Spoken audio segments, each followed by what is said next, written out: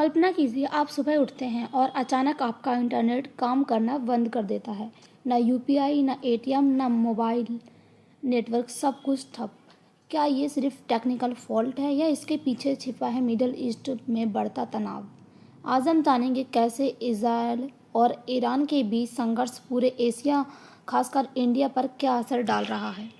Middle east युद्ध से Asia में ब्लैकआउट का खतरा देखने को मिला है। भारत और पाकिस्तान समेत कई देशों ने उठाए हैं बड़े कदम। मिडल ईस्ट की जंग ने पूरे एशिया की जो बत्ती है वो गोल होने का खतरा पैदा कर दिया है। भारत में डीजल की राशनिंग से लेकर पाकिस्तान में 14 घंटे तक का जो ब्लैकआउट है वो देखने को मिला। आखिर क्यों? चीन, जापान जैसे देश भी अब घुटनों पर हैं। जानिए कैसे एक समुद्री रास्ते की बंदी आपको जेब पर भारी पड़ने वाली है। सबसे पहले देखते हैं न्यूज़ क्या है। मिडल ईस्ट में ईरान और इजराइल जैसे देशों के बीच तनाव बढ़ रहा है। जैसे कि आपने देखा था कि ईरान और इजराइल के बीच में जो युद्ध हो रहा है वो काफ़ी समय से हो रहा है। जो फरवरी का महीना था तब से जो है यहाँ पर युद्ध स्टार्ट हो गया। 28 फरवरी से जो है यहाँ पर युद्ध की शुरुआत हो गई थी और तब से ही जो युद्ध है वो अभी तक जारी है। और इसके साथ ही इससे क्या है कि सभी देशों पर जो है असर देखने को मिला। शुरुआत में जो मिडल ईस्ट वाला क्षेत्र है वो पूरी तरीके से बंद कर दिया गया था, जिससे क्या है सभी देशों में जो तेल है उसकी जो ऊर्जा संकट है वो देखने को मिला था। और सभी देशों में जो है तेल की कमी देखने को मिली थी। और इसके साथ ही कुछ देशों के साथ जो ईरान है उसने जो है यहाँ पर तेल को भेजना स्टार्ट भी कर दिया था।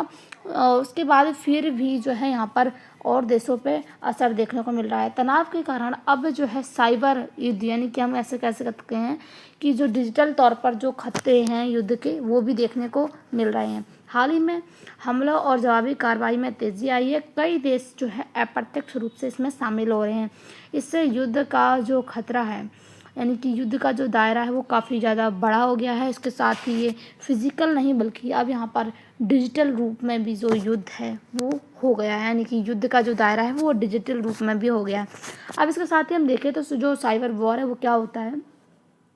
इसमें क्या होता है कि दुश्मन देश के कंप्यूटर, इंटरनेट और सर्वर पर हमला किया जाता है बिना सेना भेजे, यानी कि बिना सेना के जो है उस देश के जो इंटरनेट है, सर्वर है या वहाँ का जो डाटा है वो पूरा लीक कर लिया जाता है। ये उसकी जो है पूरी तरीके की व्यवस्था को कमज़ोर करने वाला होता है, यानी कि उस देश के जो इंटरनेट है, सर्वर है उसको हैक कर लिया जाएगा तो उस देश की पूरी जो व्यवस्था है वो कमज़ोर हो जाएगी।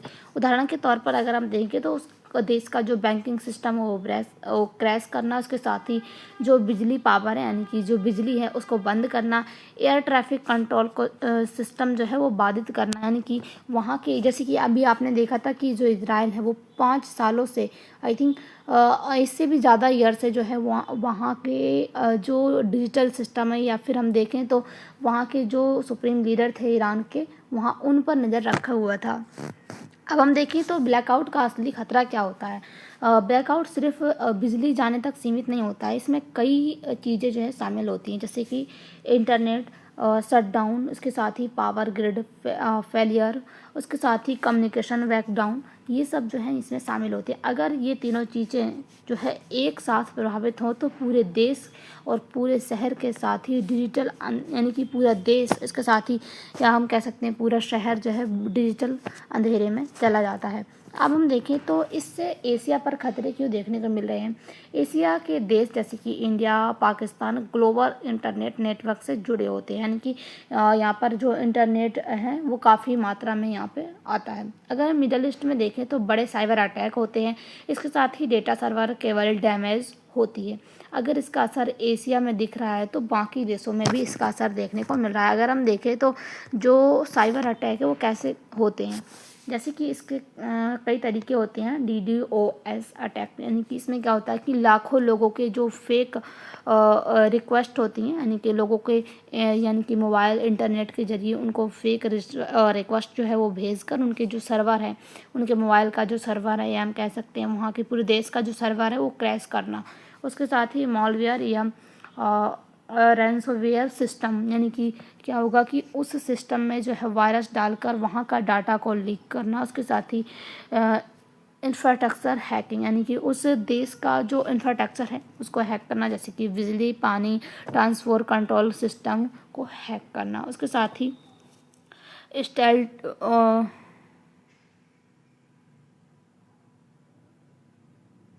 स्टेल्थ डुप्लीकेशन की यहाँ की जो कम्युनिकेशन जो सेटलमेंट है, यानी कि यहाँ का जो यानी कि वहाँ की जो कम्युनिकेशन सैटेलाइट हैं उनका टारगेट बनाना और उनको जो है एक तरीके से हैंग करना, ये जो यहाँ इसके जो साइबर अटैक होते हैं इसके मुख्य तरीके होते हैं। इसके साथ ही अगर हम देखें तो देशों ने ये क्या कदम उठाए हैं। अब कई देशों ने जो है सुरक्षा बढ़ा दी है, साइबर सिक्योरिटी जो है वहाँ की मजबूत कर दी है।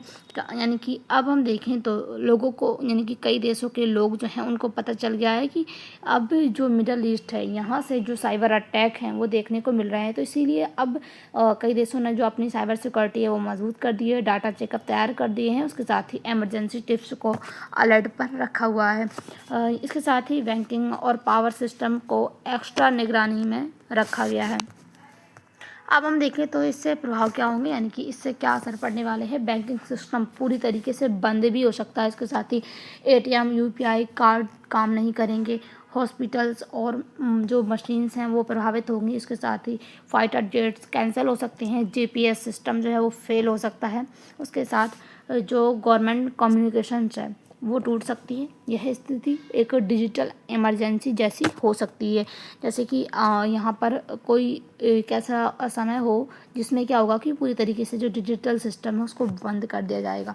आम लोगों पर इसका क्या असर पड़ेगा, कैश की ज़रूरत उनको पड़ सकती है। यानी कि क्या होगा कि अभी क्या है, लोग जो है यूपीआई का उपयोग करते हैं ज़्यादातर, तो अब इसके बाद से अगर यूपीआई बंद हो जाएगा तो कैश की जो ज़रूरत है वो ज़्यादा पड़ जाएगी। इसके साथ ही कम्युनिकेशन के जो ट्रांजैक्शन हैं उसके तरीके भी महत्वपूर्ण हो सकते हैं और पेंसिल जैसी अफवाहें जो है वो बढ़ सकती हैं। इसके साथ ही क्या होगा, अगर हम देखें तो ये जो युद्ध है केवल हथियारों का नहीं बल्कि जो है डाटा, इंटरनेट और टेक्नोलॉजी के जरिए भी लड़ा जा रहा है। यानी कि जो मिडल ईस्ट में युद्ध चल रहा है केवल एक हम देखें तो हथियारों का युद्ध नहीं है, ड्रोन और जो मिसाइल्स इनका युद्ध नहीं है, बल्कि इसके साथ ही यहाँ पर जो इंटरनेट है, डाटा है, टेक्नोलॉजी, इससे भी युद्ध लड़ा जा रहा है। मिडल ईस्ट का संघर्ष अब केवल जो है मिडल ईस्ट का ही नहीं रहा बल्कि अब ग्लोबल साइबर रिस्क बन चुका है, जिसका असर पूरे एशिया समेत पूरी दुनिया भर में देखने को मिल रहा है। आपकी क्या राय है, क्या ये जो साइबर अटैक हो रहे हैं इनको बंद करना चाहिए अंतर्राष्ट्रीय कानूनों के द्वारा या नहीं? आपकी जो भी राय है कमेंट बॉक्स में जरूर बताइएगा। मिलते हैं अगले वीडियो के साथ, तब तक के लिए बाय, थैंक्स फॉर वॉचिंग।